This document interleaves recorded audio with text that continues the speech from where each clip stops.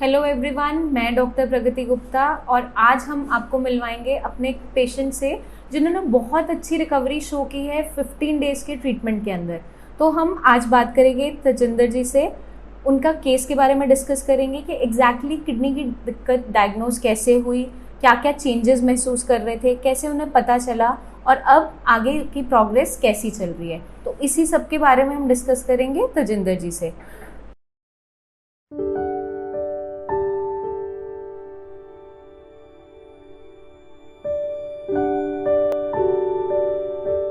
तजिंदर जी, मुझे बताइए कि किडनी की दिक्कत की जो शुरुआत हुई या आपको पता चला, कैसे चला?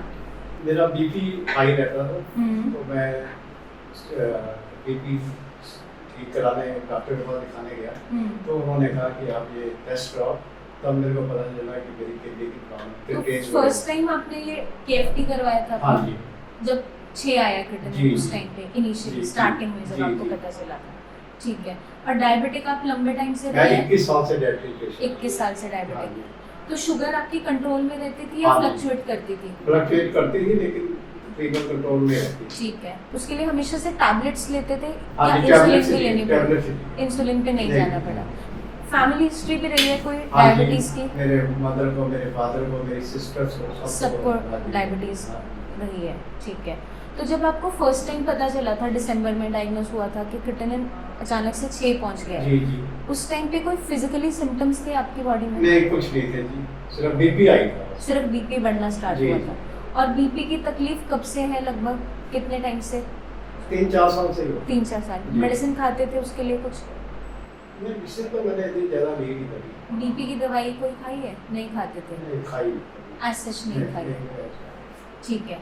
और जब फर्स्ट टाइम बीपी बढ़ना स्टार्ट हुआ तो रीडिंग्स लगभग क्या रहती थी उस टाइम पे जब नोटिस किया? 200 प्लस थी जी, 200। अच्छा, उस टाइम पहली बार डायग्नोस हुआ? हाँ जी। तो जब इन्हें इनिशियली डायग्नोस हुआ कि क्रिटिनिन बढ़ना स्टार्ट हो गया है, फिजिकली बॉडी में कोई एज सच सिम्टम्स नहीं थे, बीपी शूट अप होना स्टार्ट हुआ, बट पेशेंट हमारे लंबे टाइम से डायबिटिक रहे हैं, ऑलमोस्ट 20-21 ईयर्स से डायबिटिक रहे हैं। तो जब इनका अल्ट्रासाउंड करवाया गया जुलाई में, इन्होंने जब अपना अल्ट्रासाउंड करवाया था, इनकी दोनों किडनी का साइज ठीक था लेकिन फंक्शनिंग में दिक्कत आनी स्टार्ट हो गई थी। उसके पीछे रीज़न देखने को मिलता है कि जो पेशेंट्स लंबे टाइम तक डायबिटिक रहते हैं, चाहे शुगर लेवल्स अब कंट्रोल में चल रहे हो, अब मैनेज होने स्टार्ट हो गए हो, लेकिन लंबे टाइम तक जब बॉडी सफ़र करती है डायबिटीज़ से और किडनी को बहुत ज़्यादा यूरिन के रास्ते शुगर को फ्लश आउट करना पड़ता है, तो किडनी डैमेज की तरफ चलती जाती है। तो इनके केस में मेजर जो रीज़न रहा है फेलियर के पीछे, किडनी फेलियर के पीछे, वो डायबिटीज़ बहुत मेजर कॉज नज़र आ रहा है। बीपी कुछ सालों में इनका बढ़ना स्टार्ट हुआ है, उसने साथ में एडिशनल एक ऐसा रीज़न जोड़ दिया है जो किडनी फेलियर की प्रोग्रेशन को बहुत स्पीड अप कर देता है। तो अब जब हमने इन्हें 15 डेज ट्रीटमेंट दिया है, उस दौरान इन्होंने अपनी बीपी शुगर की चार्टिंग रेगुलर रखी है, उसमें बीपी शुगर की वैल्यूज़ काफ़ी हद तक बेटर होती गई हैं।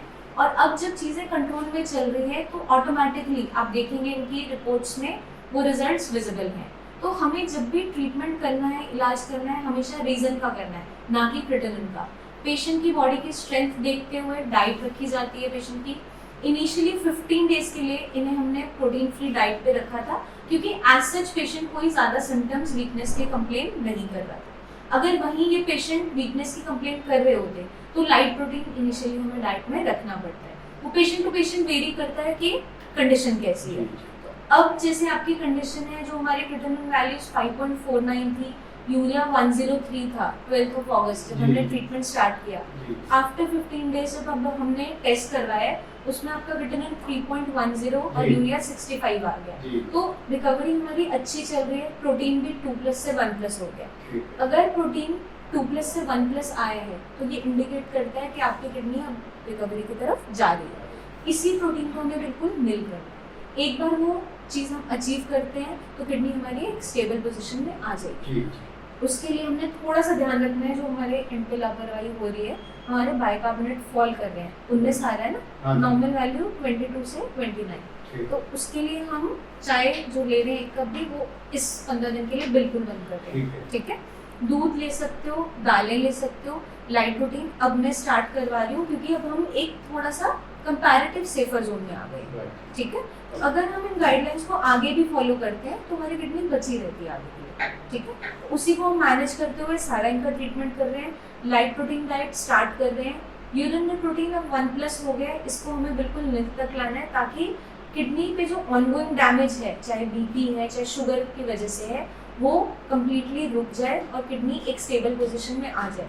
इनिशियली अगर हम ट्रीटमेंट स्टार्ट कर देते हैं किसी भी बीमारी का, जैसे ही डायग्नोज होता है, कंडीशन स्टेबल बनी रहती है, तो उस टाइम पे पेशेंट की बॉडी बहुत अच्छी रिकवरी दिखाती है अगर पेशेंट अपनी दी हुई गाइडलाइंस को अच्छे से फॉलो करता है। तो तजिंदर जी ने ऑलमोस्ट 15 डेज के अंदर डाइट अच्छे से फॉलो की है, कोई दिक्कत नहीं आई, चाय के अलावा कोई मरीज में गड़बड़ नहीं की है, ठीक है। तो अब इस 15 दिन के लिए हम चाय को भी बंद कर रहे हैं ताकि किडनी को एक ऐसा एनवायरनमेंट मिल जाए कि हमारी बॉडी के अंदर एसिडोसिस बिल्कुल रुक जाए।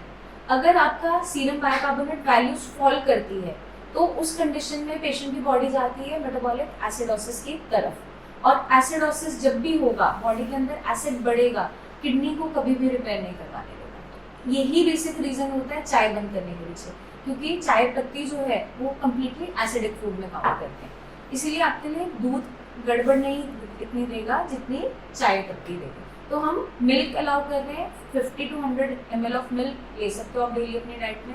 दालें अलाउ कर रहे हैं, मूंग मसूर मोटी दाल, हल्की जो दालें हैं एक छोटी कटोरी स्टार्ट कर रहे हैं ताकि पेशेंट की बॉडी में आगे कोई वीकनेस ना बने, ठीक है। लंबा टाइम हम बिना प्रोटीन के नहीं रह सकते क्योंकि बॉडी को रिक्वायरमेंट है। तो अब हम लाइट प्रोटीन पे आगे रखेंगे, 15 डेज बाद टेस्ट दोबारा करवाएंगे और उम्मीद यही करते हैं कि जो स्पीड ऑफ रिकवरी इनिशियली आपकी बॉडी ने दिखाई है वो कंटिन्यू चलती रहे। तो उससे ये है कि हम एक सेफ जोन में एक टेंशन फ्री होके रहेंगे कि किडनी अब सेफ हो गई है, ठीक है। अगर हम इन चीज़ों को फॉलो करते हैं तो किडनी फेलियर के पेशेंट्स के अंदर बहुत ही ट्रेमेंडस रिकवरी जस्ट 15 डेज के अंदर भी देखने को मिल जाती है, जैसा हमने तजिंदर जी के केस में सामने देखा, ठीक है। तजिंदर जी, आप कुछ हमारे पेशेंट्स के लिए, किडनी फेलियर के जितने भी पेशेंट्स हैं उनके लिए कुछ भी कहना चाहेंगे? आपका कोई मैसेज उनके लिए? मैं तो यही कहूँगा कि मैंने 15 दिन पहले जब संजीवनी में आया था तो मेरा क्रिएटिनिन लेवल 6 पॉइंट के आसपास था, लेकिन 15 दिन दवाई खाने के बाद और परहेज करने के बाद अब मेरा 3.1 आया है।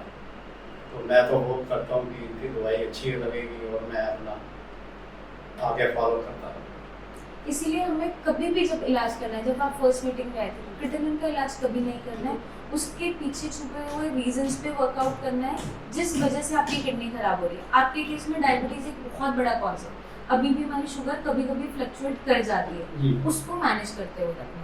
और over the period of time आपकी धीरे धीरे हम जो शुगर की मेडिसिन आप खा रहे हो उसको भी हम कम करते जाएंगे डोजेस को, क्योंकि अब हमारा HbA1c ऑलमोस्ट 5.8 के आसपास आ गया है। अगर यही स्टेबिलिटी हम आगे भी कंटिन्यू करते रहते हैं तो किडनी बहुत अच्छे से रिकवरी की तरफ चलती जाती है, ठीक है। तो अभी नेक्स्ट 15 डेज के अंदर हमें बीपी शुगर की चार्टिंग मेंटेन करनी है, डाइट में light protein diet add on कर रहे हैं, चिकन अभी नहीं मिलेगा, ठीक है। वो आगे अगर हमें लगता है रिकवरी की तरफ जा रहे हैं तो अकॉर्डिंगली देखेंगे, ठीक है। क्योंकि नॉन वेजिटेरियन डाइट अलाउ नहीं कर सकते क्योंकि प्रोटीन कंटेंट बहुत ज़्यादा जाता है। तो अब हम ये वेजिटेरियन फूड पे लाइट प्रोटीन दालें हैं, दूध है, उसी पे फोकस रखेंगे, ठीक है।